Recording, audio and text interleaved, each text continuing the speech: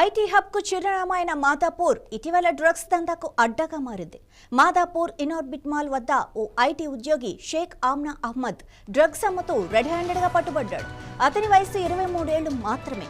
పోలీసులు అమ్నా అహ్మద్ ను అదుపులోకి తీసుకుని అతడి వద్ద నుంచి 7 గ్రాముల MDMA డ్రగ్, ఒక మొబైల్ ఫోన్ స్వాధీనం చేసుకున్నారు. అహ్మద్ డ్రగ్స్ సరఫరాదారుల నుంచి మత్తు పదార్థాలను కొనుగోలు చేసి వినియోగదారులకు విక్రయిస్తున్నాడు.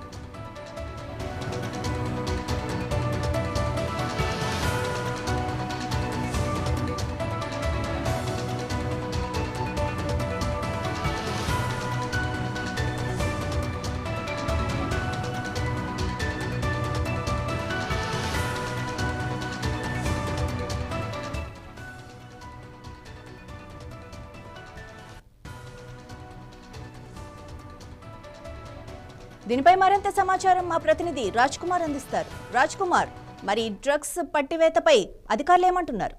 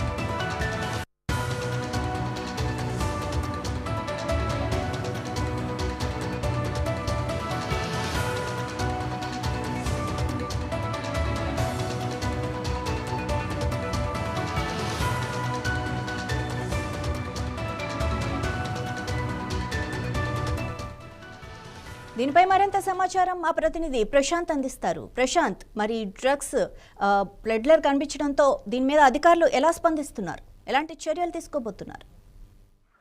Thank you Madhavi. ఇటు తెలంగాణ రాష్ట్రంలో ముఖ్యంగా హైదరాబాద్ నగరానికి సంబంధించి కాంగ్రెస్ ప్రభుత్వం వచ్చిన తర్వాత ఈ డ్రగ్స్ పైన వర్షం పట్టించేందుకు లీగల్ టీంలు తీసుకొచ్చారు.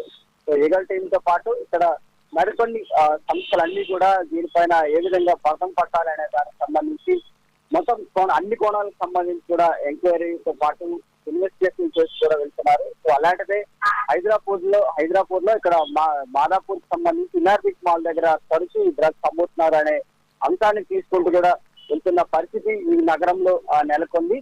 సో ఆ వివరాలన్నిటికి సంబంధించి మాదాపూర్ పోలీసులు చేసిన దర్యాప్తులో భాగంగా ఇక్కడ ఐటీ ఉద్యోగులే ఈ డ్రగ్స్ దందా చేస్తున్నారనేది ముఖ్యంగా తెలుసుకునే విషయాలు మనకి ఇప్పుడు అర్థమవుతున్నాయని చెప్పుకోవచ్చు. ఒక ఐటీ ఉద్యోగి షేక్ అహ్మద్, తన వయసు కేవలం 23 సంవత్సరాలు అయినప్పటికీ ఈ ఐటీ ఉద్యోగులు తన సర్కిల్లో ఉన్న వారందరికి సంబంధించి సరఫరా చేస్తూ ఈ ముఠాను నడిపిస్తూ కూడా వెళ్తున్న పరిస్థితి ఎక్కువగా కనిపిస్తుందని చెప్పుకోవచ్చు. అతను దొరికినప్పుడు అతని దగ్గర నుంచి 5 గ్రాముల MDMA డ్రగ్స్ ను స్వాధీనమైతే చేసుకున్నారు.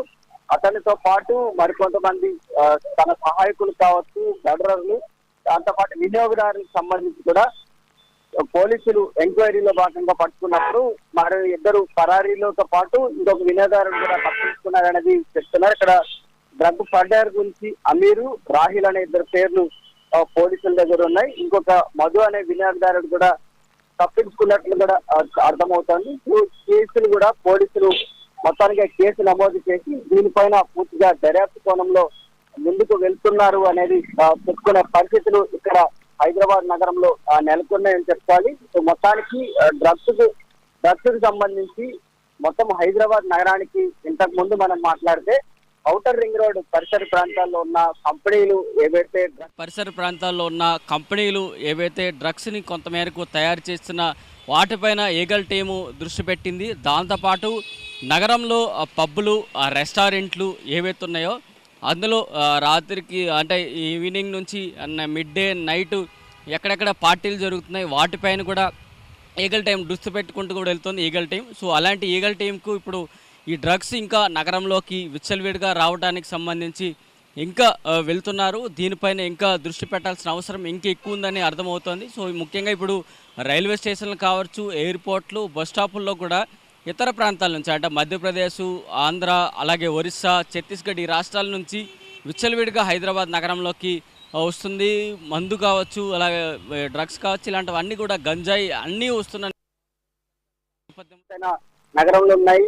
విద్యార్థులు అలాగే ఫోర్స్ పెంచాల్సిన అవసరాలు ఎంతైనా విద్యార్థులు, అలాగే ఐటీ ఎంప్లాయీస్ వీళ్ళంతా కూడా ఎక్కువగా ఈ డ్రగ్స్ బారిన పడుతున్నారు. వారందరినీ ఇందు నుంచి అరికెట్టే విధంగా అయితే ముందుకెళ్తున్నారు. సో మరి ఇలాంటి సంస్థలకు సంబంధించి ముఖ్యంగా ఈ ఐటీ కారిడార్ ఏదైతే ఉందో, సో ఈ ఐటీ కారిడార్లో మరి ఇందులో ఉన్న ఈ బానిస ఎవరైతే పడ్డారో, మొత్తకి అలవాటు ఎవరైతే పడ్డారో వారందరినీ ఇటు నుంచి తప్పించేందుకు పోలీస్ అధికారులు చర్యలు కావచ్చు, డాక్టర్లు మరి ఇంకా ఎలాంటి అంశాలు తీసుకొస్తే వీరందరిని కూడా ఆ తోవలో నుంచి బయటకు తీసుకురావచ్చు అనే దానిపైన ఇంకా పూర్తిగా తెలంగాణ రాష్ట్ర ప్రభుత్వం ఒక కొత్త కమిటీని కూడా వేయబోతోంది. సో ఆ కమిటీ కనుక ఏర్పాటైతే ఈగల్ టీంకి ఆ టీం ఫుల్గా సపోర్టెడ్లో ఉండి సో డ్రగ్స్ను అరికెట్టే విధంగా తెలంగాణ రాష్ట్రంలో ఒక ఈ ఏరియా మొత్తాన్ని కట్టడి చేసే అవకాశాలు ఎక్కువగా కనిపిస్తున్నాయని చెప్పొచ్చు.